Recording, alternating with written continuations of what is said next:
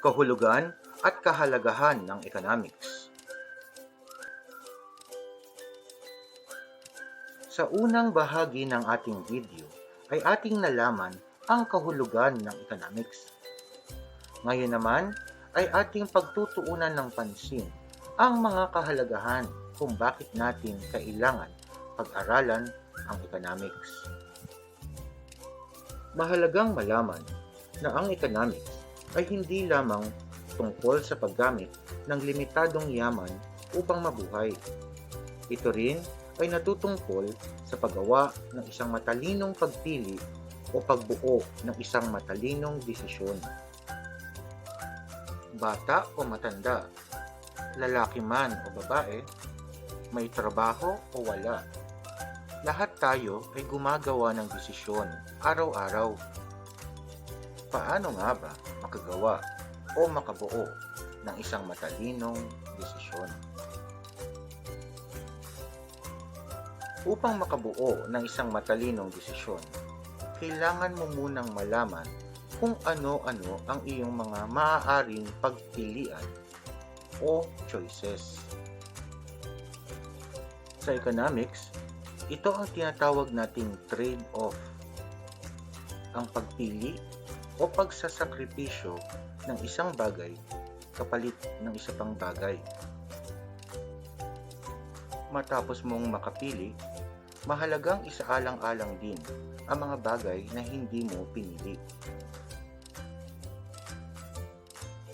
Sa economics, ito ang tinatawag nating opportunity cost o ang halaga na iyong isinakripisyo o ipinagpalit kapalit ng pakinabang o halaga ng isa pang bagay.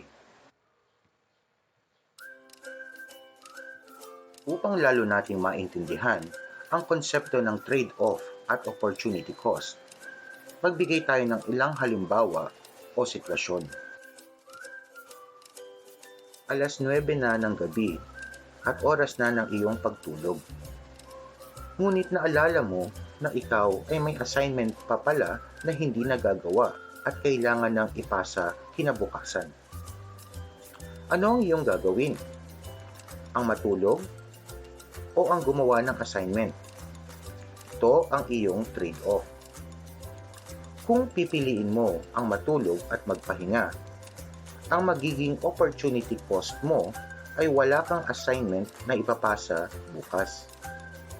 Ngunit kung ang pipiliin mo naman ay ang gumawa ng assignment, ang iyong magiging opportunity cost ay mawawalan ka ng pagkakataon na matulog na maaga at makapagpahinga.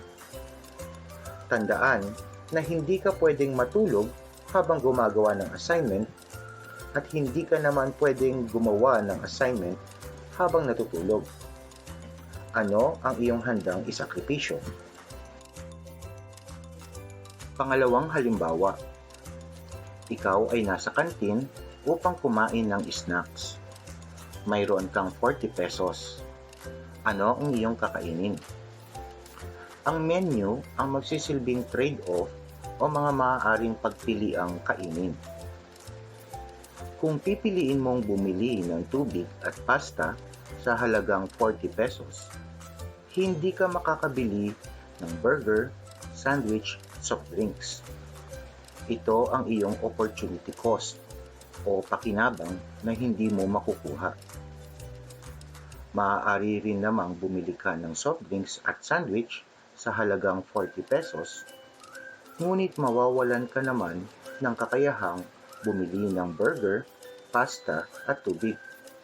Ito ang iyong opportunity cost. Dapat ding isaisip na kailangan mong magtira ng pera para sa pamasahe kung ayaw mong maglakad pauwi. Ano ang iyong kakainin?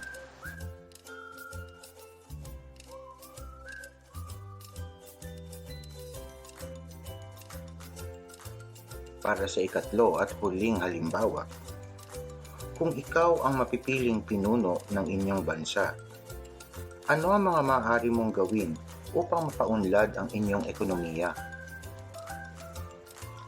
Gamit ang malawak ninyong lupain, maaari mo itong ilaan sa pagtatanim ng pagkain palagyan ng malalawak na kalsada o patayuan ng mga gusali na magagamit sa komersyo.